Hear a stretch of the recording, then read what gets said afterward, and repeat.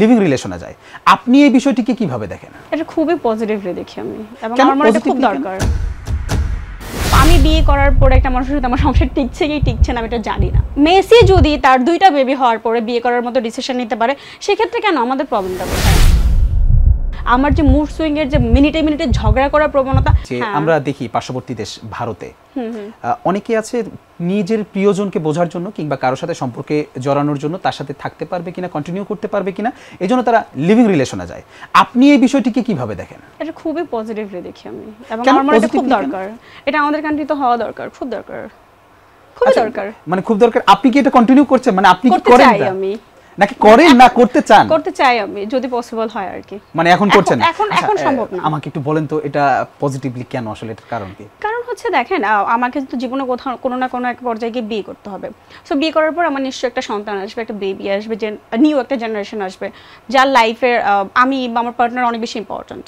সে আমি মা হিসেবে সারা জীবন তার পাশে থাকাটা ইম্পর্ট্যান্ট, বাবা হিসেবে তার সারা জীবন তার পাশে থাকা ইম্পর্ট্যান্ট। সো আমি যেটা দেখছি আমার ফ্যামিলি মানে সবার ক্ষেত্রে, যে আমি যদি আমার বাবাকে দেখি অন্য কারোর সাথে, মাকে দেখি অন্য কারোর সাথে, আমি যেমন নিতে পারবো না, আই থিঙ্ক আমার বাচ্চাও নিতে পারবে না। সো আমি বিয়ে করার পরে একটা মানুষের সাথে আমার সংসার টিকছে কি টিকছে না আমি এটা জানি না। মানে টিকতে পারে, নাও টিকতে পারে। তো আমার আগে আসলে এটা ডিসাইড করে নেওয়া উচিত যে এই মানুষটা প্রেম করার সময় যে ফেসটা আছে, বিয়ে করার পরে তার সাথে একসাথে থাকলে তার সাথে আমার কতটুকু ম্যাচ হচ্ছে, মিসম্যাচ হচ্ছে কিনা, তার সাথে আমার কী প্রবলেমসগুলো ক্রিয়েট হচ্ছে, এগুলো আমরা সর্ট আউট করতে পারছি না কিনা। আর যদি করতে না পারি তখন আমাদের ডিসিশনটা কি হচ্ছে, আমাদের ধৈর্যের যে ক্ষমতা।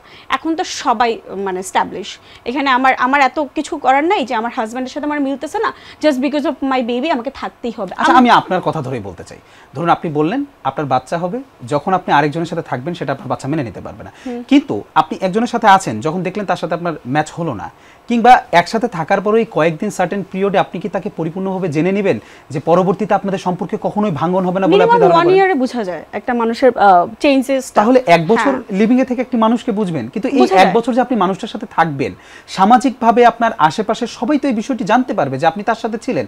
আপনার যখন সন্তান হবে তখন তো পরবর্তীতে এই ঘটনা শেষ হবে, তখন কিভাবে? আমার সন্তানকে বলবো সেমটাই, তোমার কোনো মানুষের সাথে যদি তোমার মনে হয় তুমি বিয়ে করবা, তার সাথে একটা সারাউন্ডিং টাইম পর্যন্ত তার সাথে রিলেশনশিপে তুমি যাচ্ছ, কেন মেসি যদি তার 2টা বেবি হওয়ার পরে বিয়ে করার মতো ডিসিশন নিতে পারে, সেক্ষেত্রে কেন আমাদের প্রবলেমটা কোথায়? না মেসি 2টো বিয়ে করার পরে ডিসিশন নিতে, 2টি বেবি না, 2টা বেবি হওয়ার পরে, 2টো বেবি হওয়ার পরে কি ডিসিশন নিছে মেসি? সে বিয়ে করবে, এর আগে সে বিয়ে করে নাই।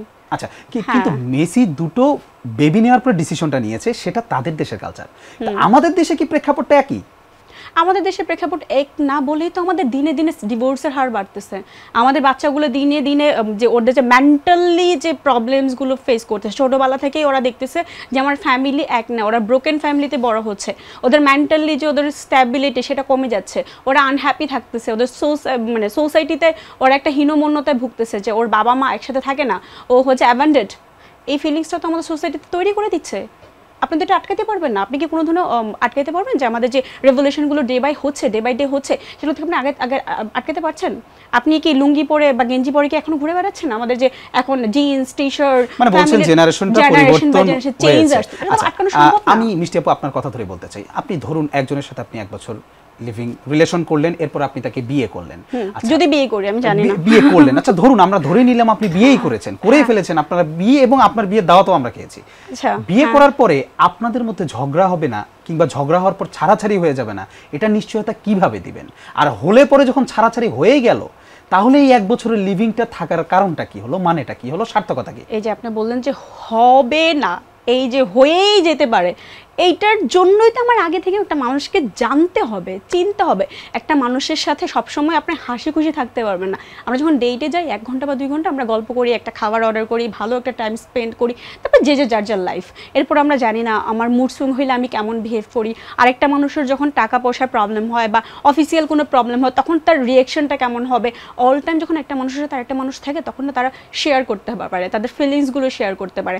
আমি তার ফিলিংসটা কতটুকু অ্যাকসেপ্ট করতে পারি, সে আমার ফিলিংসটা কতটুকু অ্যাকসেপ্ট করতে পারে, আমার যে মুড সুইং এর যে মিনিটে মিনিটে ঝগড়া করার প্রবণতা, আমার যে মানে যেই জিনিসগুলোতে আমার খারাপ লাগা, আমার ভালো লাগা, সেগুলো সে কতটা প্রায়োরিটিস দিচ্ছে বা দিচ্ছে না, বা যদি দেয় আমি কিভাবে নিচ্ছি, যদি না দেয় কিভাবে নিচ্ছে, এই জিনিসগুলো তো সর্ট আউট হয়ে যায় অ্যাটলিস্ট 1 ইয়ারের মধ্যে।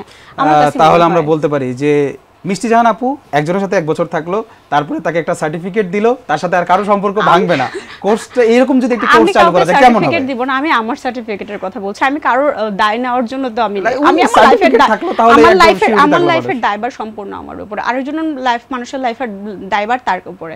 সো আমি আমার লাইফে হ্যাপি কিভাবে থাকতে চাই, কোন ওয়েতে চাই, that is totally up to me. আরেকজনের লাইফেরটা আমার বলার কেউ না, আমি বলতে চাইও না, বলার প্রয়োজনও বোধ করছি না। বাট আমি আমার লাইফে কি করব সেটা নিয়ে কথা বলার কারো অধিকার নেই।